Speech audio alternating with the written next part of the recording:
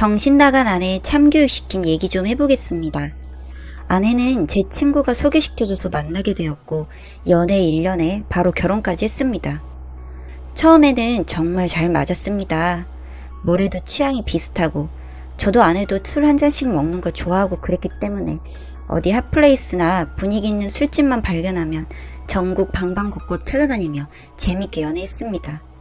그런 게 너무 좋아서 진짜 천생연분인 줄 알았습니다. 서로 뭐 먹으면서 TV 보고 한 잔씩 하고 하는 게임도 비슷하고 취향이나 모든 게 잘 맞았으니까요. 그런데 문제는 결혼 후에 발생했습니다.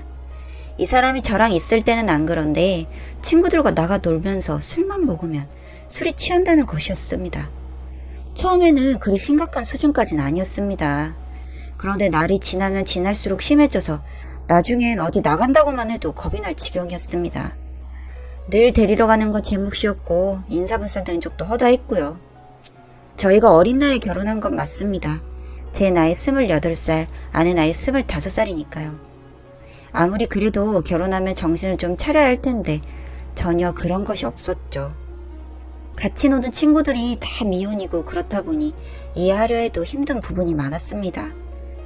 저도 친구들이 있고 나가서 먹는 것 좋아하기에 처음에는 서로 그런 부분에 대해서 어느 정도 자유롭게 하자고 합의를 봤었는데 그것 때문인지 도가 너무 지나쳐서 술 취해 친구 자취방에서 잔 적도 많고 그냥 온라인으로 놀다 들어온 적도 있습니다.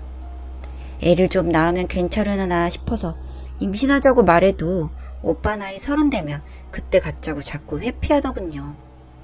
저랑도 거의 반주하다시피 하는데 나가서까지 저렇게 퍼대니 건강이 걱정되기도 했습니다. 아니나 다를까 25살 여자가 지방간 수치가 어마어마하게 나오더군요. 회사도 뭐가 그리 자유분방한지 쉬는 날도 많고 되려 그런 부분이 더 미쳐 날뛰게 했죠. 그러던 어느 날엔 놀러 나간다고 나갔는데 저는 출장와 있는 상태라 걱정이 많이 되더군요.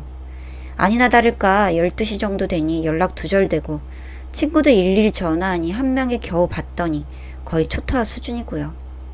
아내는 뻗어서 그냥 술집에 누워 있었습니다. 진짜 열받더라고요. 당장 집에 보내라니 뭐라는 거야 하면서 끊고요. 그냥 이건 뭐 친구 남편이 아니라 아직 어려서 그런지 남자친구 정도로 생각을 하는 것 같고 예의도 너무 없고요. 그날 계속 집에 안 들어가고 그렇게 있을 것 같아서 도저히 잠도 안 오고 강원도까지 출장 갔는데 3시간 넘게 운전해서 일당 왔습니다. 이따던 술집에 가니 없더군요. 다시 친구들한테 전화 돌리니 한 친구가 받긴 받았는데 엄청 시끄러웠습니다. 클럽인 것 같아서 시내에 있는 클럽 다 뒤져서 결국 찾아는 냈죠. 그냥 자리에 앉아서 자고 있는데 남자들 엄청 찝쩍대고 있더군요. 그거 보니 눈이 뒤집혔습니다. 바로 들쳐업고 집으로 왔죠. 뭐 인사불성인데다 말해봐야 안 될 것 같아 일단 재우고 저는 밤새고 다시 운전해서 갔습니다. 일 마치고 진짜 졸린 눈 부벼가며 집에 오니 누워있더군요. 앉혀놓고 얘기했습니다.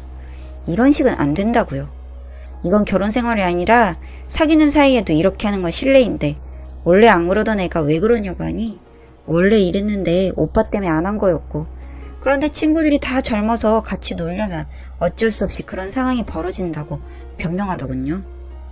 그래서 그럼 술을 좀 적당히 먹으면 되잖아 하니 오빠도 술 먹으면 맨날 많이 먹으면서 왜 나한테만 그러냐고 몸 힘든데 자꾸 짜증나게 하지 마라 하더군요.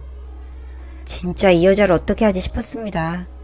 생각해보니 집이 엄청 엄해서 저랑 사귀는 기간에도 외박한 적 한 번 없고 술도 적당히 마셨는데 그게 다 아버지 무서워서 그랬던 것 같습니다. 장인어른이 군인인데 진짜 지독한 가부장이시거든요. 그런데 결혼하고 자유로우니 완전 고삐가 풀려버린 듯 했습니다. 제가 뭐 어떻게 할 수 있는 부분이 아니었죠. 며칠 잠잠하나 싶더니 또 친구들 만나러 간다고 하더군요. 진짜 욕나서 나가지 말라고 경고를 했는데 그냥 무시하고 나가기에 따라가서 대판 싸웠습니다. 그랬더니 그 핑계 대고 나갔습니다. 집에 있기 싫다고요. 진짜 오늘은 끝장을 봐야겠다 싶어서 몰래 따라갔습니다. 술집 들어가서 어찌나 오래 있는지 3시간 기다렸습니다. 나오더니 나이트 가더군요. 뭐 제가 뭐라 하면 또 친구들 때문에 어쩔 수 없이 갔다고 할 것 같아서 그냥 또 지켜봤습니다. 2시간쯤 지나니 남자 한 무리랑 나와서 술집 들어가고 저도 배고파서 근처에서 햄버거 하나 먹으며 기다리고 있으니 멀리서 봐도 이미 막 가서 테이블에 이마 받고 있었습니다. 가서 또 데려와야 하나 싶었는데 또 갑자기 나타나면 미행한 게 티나니까 그냥 일단 지켜봤습니다. 얼마 뒤에 나오더니 남자한테 업혀서 모텔 가고 있었습니다. 친구도 그거 보면서 지들도 남자 하나씩 끼고 갈 길 가고요. 진짜 저 어린 년들 잡아서 다 족치고 싶은데 방법이 없었죠. 일단 무슨 일 나면 안 되니까 바로 따라 들어가며 주인 아주머니한테 양해 구하니 마스터키 주시더군요. 바로 문 열어서 남자놈한테 저 여자 남편이라 하니 옷 챙겨서 입고 도망가고 그 와중에도 뻗어서 치마는 배까지 올라가 있고 참 사진 다 찍었습니다. 그리고 그냥 차에 내려와 있었죠. 피곤해서 잠도 안 오고 그냥 안에 내려올 때까지 기다렸습니다. 아침 7시쯤 되니까 나왔습니다. 나오기에 바로 차에 내려서 모른 척하고 왜 여기서 나오냐고 하니 오빠는 왜 여기 있어 하더군요. 네 친구가 여기 있다고 알려줘서 왔는데 방을 알아야 들어가지 하니 엄청 당황했습니다. 누구랑 잤냐 하니 혼자 잤다 하기에 확실하냐 물었습니다. 응 진짜라고 하기에 그럼 CCTV 확인해도 되겠네 하니 그제서야 잘못했다고 빌었습니다. 그냥 이혼하자고 하고 혼자 집에 와서 한숨 잤죠. 일어나니 얘기 좀 하자고 진짜 미안하다고 빌기에 어차피 나이도 어리고 이혼 한번 했다고 흠도 아니잖아. 그렇게 좋아하는 친구들이랑 맨날 놀고 먹고 살으라고 했더니 제발 미안하다고 하는데 거기서 그냥 넘어가면 안 될 것 같았습니다. 그래서 저도 오만정이 떨어지고 있는 상태였고요. 바로 짐 싸서 나가라고 캐리어 큰 거 집어 던졌습니다. 너 같은 애랑 살면 내 수명 단축될 것 같으니까 당장 꺼지라고요. 어디 할 짓이 없어서 결혼한 여자가 나이트 가서 원나잇이나 하고 다니냐고. 너는 장인어른한테 일단 말하고 이혼 서류 보낼 테니까 도장 찍으라고요. 바로 장문의 카톡을 장인어른한테 보냈습니다. 찍어놓은 사진과 함께요. 어제 있었던 일, 여태 있었던 일, 그리고 이혼하겠다는 말까지 보내고 나니 읽고 답이 없으셨습니다. 충격 받으셨나 보다 하고 있을 때 저녁 7시쯤 초인종 울리기에 가보니 장인어른이었습니다. 문 열리자마자 들어오셔서 아내를 그냥 샌드백처럼 패시더니 어차피 이혼당하려면 그냥 죽인다면서 가위로 머리 다 자르고 완전 난리도 아니었죠. 덩치가 속같으신 분이라 말린 엄두도 안 났습니다. 그냥 멀뚱 보고만 있으니 2년 내가 데리고 가도 되겠냐고 하시기에 마음대로 하라고 하니 진짜 데리고 가셨습니다. 뭐 그 뒤로는 어떻게 되었는지 모르겠으나 한 3일 지나니 아내한테 연락 왔습니다. 제발 좀 살려달라고요. 그냥 서류 보낼 테니까 도장 찍으라 하니 진짜 다 죽는다고 한 번만 살려달라 하기에 뭔 일인가 싶어 가보니 머리는 다 밀려서 방에 박혀있더군요. 장인어른 저 보자마자 딸 잘못 키워서 미안하다고 하시면서 서류 가져온 거냐고 온 김에 소주 한잔 하자 하시기에 얘기 좀 했습니다. 결론은 제가 이번만 봐주고 앞으로 그러지 않겠다는 각서라도 받아서 똑바로 생활할 수 있게 하는 거였죠.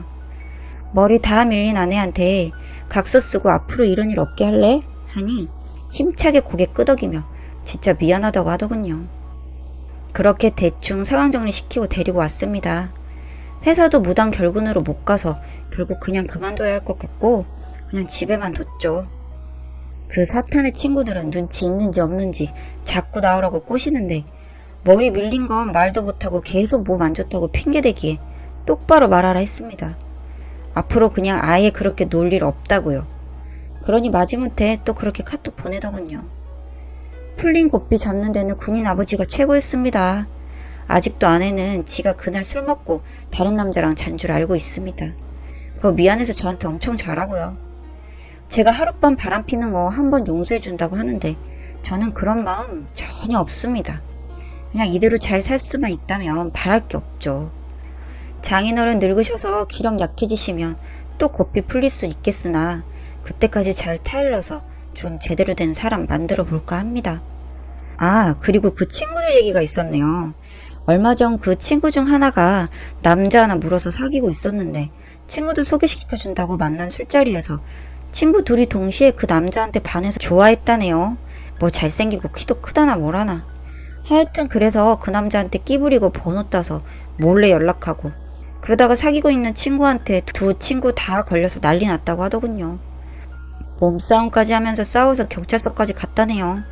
남자에 미친 것들이란. 제 아내가 저 소개시켜줄 때는 아무 일도 없었는데 괜히 씁쓸합니다. 여튼 지금은 그 모임 파해졌고 저도 한시름 놓았습니다. 집사람도 이젠 좀 결혼한 여자 티가 나고요. 내년에는 임신도 하기로 했습니다. 뭐 참교육을 제가 시킨 것은 아니지만 그래도 제 인생에서 좀 후련했던 얘기를 좀 해봤습니다. 오늘도 우리 사는 이야기 찾아주셔서 감사합니다. 사연자분이 보내주신 이야기 시작해볼게요. 무시받고 산 8년, 제 잃어버린 시간을 이젠 찾아보려 합니다. 마음에 빛이 있어 늘 참고 살았지만 도저히 참아낼 수가 없었고 그늘을 벗어나자 저는 다시 일어설 수 있었습니다. 그 얘기를 좀 해보려 합니다. 저와 전 아내는 오랜 친구 사이였습니다.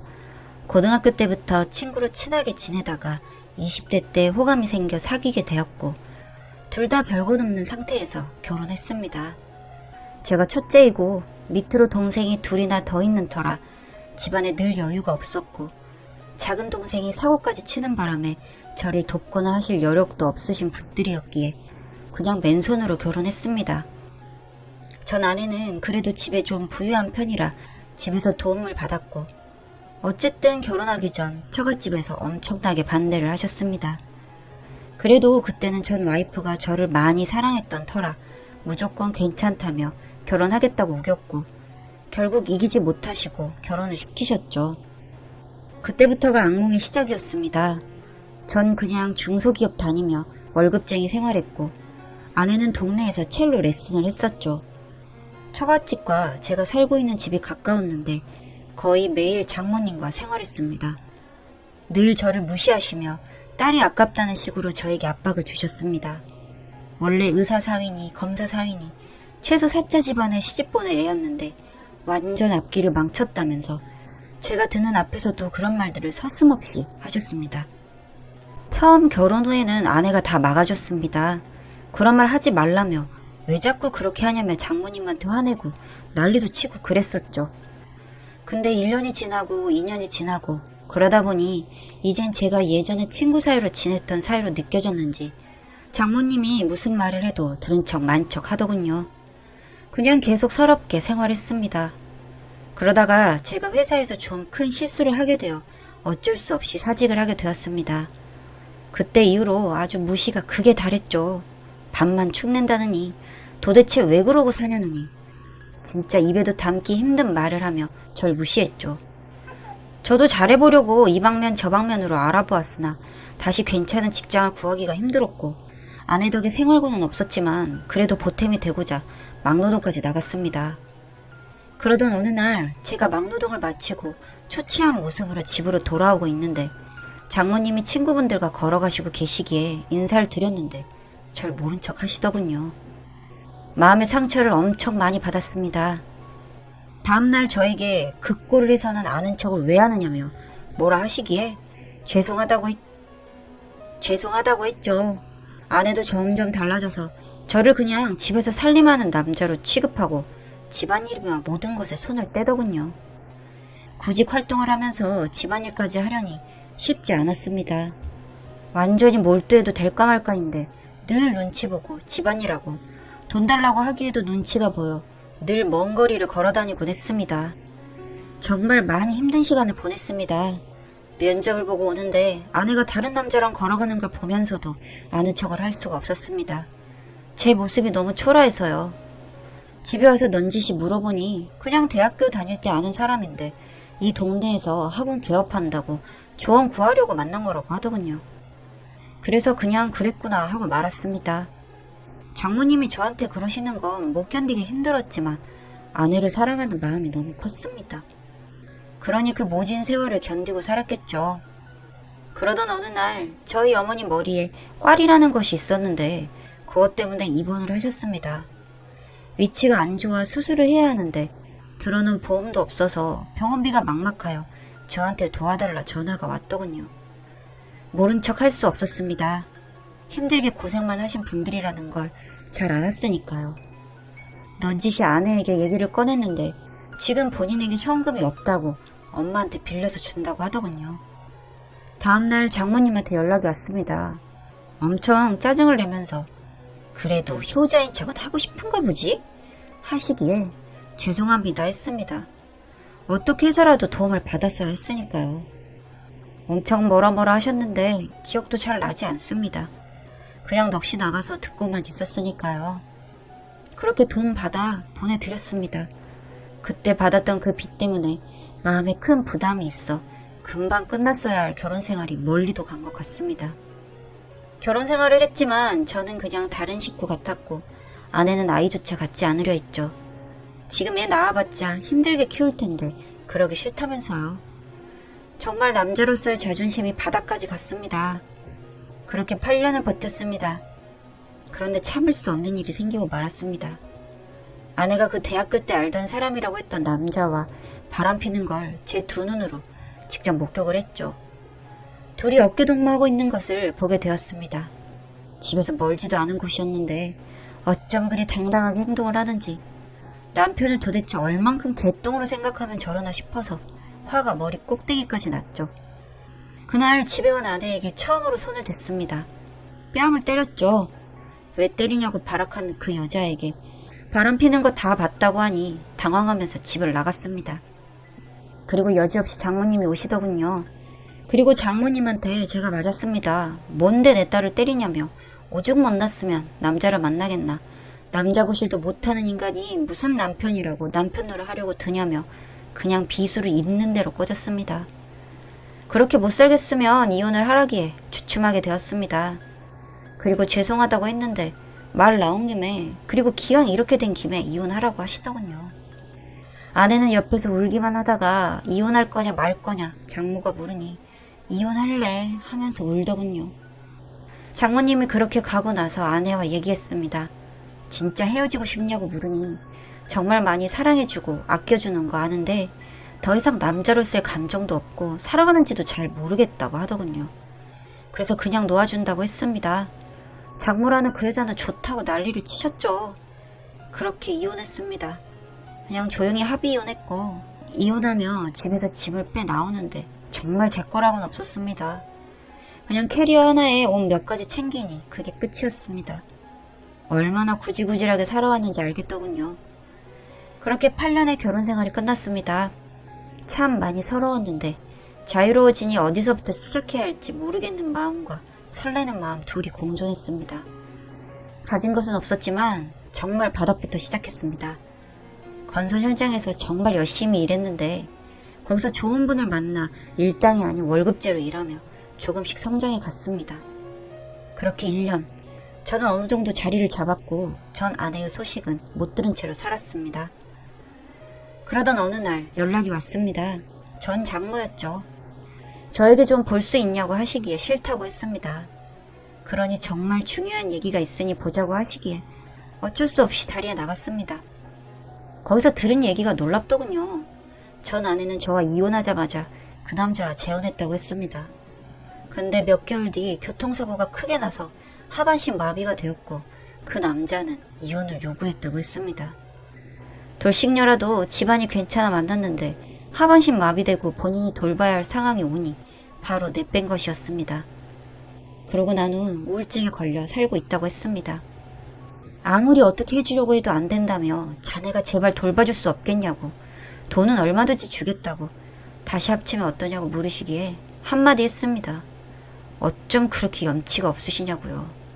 그렇게 괄시하고 무시하고 할 수 있는 천대는 다 하시더니 이제 와서 그런 말이 나오시냐고 하니 미안했다고 하며 사과하더군요. 사람이 아프다고 하니 마음이 흔들리긴 했습니다. 일단 보러 갔습니다. 우울하게 앉아있는 모습이 안쓰럽긴 하더군요. 그래서 이런저런 얘기하다가 잠시 화장실을 다녀오려고 나갔는데 마침 전 장모가 얘기하고 있는 걸 우연히 듣게 되었습니다. 그냥 저렇게 돈 몇 푼 쥐어주며 돌아올 놈이라고. 딸 정말 안 됐는데 저놈이라도 옆에 붙여놔서 간병시켜야 될 것 아니냐며 전 장인어른한테 말하고 있더군요. 듣자마자 또 당했구나 싶었습니다. 바로 내려가서 장모한테 당신은 사람도 아니야 하고 집을 나갔습니다. 전 아내한테 전화하고 무슨 일이냐고 문자하고 하는 거 다 씹었습니다. 장모도 전화와서 미안하네. 그런 뜻이 아니었네. 문자 오는데 바로 차단했습니다. 잠시 그 지옥으로 돌아가려고 했던 제가 미쳤다고 생각했습니다. 저희 어머니 제가 그렇게 사신 세월 아시면서도 그래도 너 힘들 때 옆에 있어준 사람들이니 은혜는 잊지 마라고 하시는 좋은 분이셨는데 정말 이 사람들은 끝이 없는 이기주의자군요. 그냥 세상에서 없다 생각하고 살기로 했습니다. 그날 이후 장모 저 찾아오고 미안하다 사과하고 하루에도 몇 통씩 다른 번호로 전화오는 전 아내 전화도 다 끊고 번호까지 바꿨습니다. 또 때마침 지방의 건설 현장에 장기간 가 있어야 해서 그냥 다 접고 정리했죠. 사실 통쾌하게 어떤 복수를 해주고 싶어서 밤마다 망해버려라 소주 한잔하며 생각한 적도 많았습니다. 혹시나 그래서 그렇게 나쁜 일 당했나 싶은 마음에 잠시 동정을 느꼈었는데 전 아내와는 별개로 장모라는 그 여자 정말 안 될 사람이란 걸 알았기에 그냥 다 끝낸 것입니다. 이제 평생 아픈 딸 수발하며 살아야겠죠. 마음 아파하면서요. 제발 반성하고 제대로 살길 바랍니다. 전 정말 제가 뭐든지 잘 해낼 수 있는 사람이라 생각했고 늘 자신감 있던 사람이었습니다. 그랬기에 정말 돈 한 푼 없이 결혼해도 성공해낼 거란 생각이 있었던 거고요.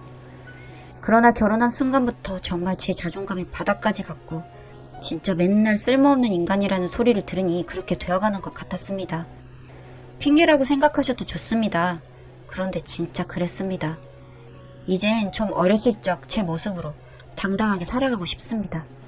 많은 응원 부탁드립니다.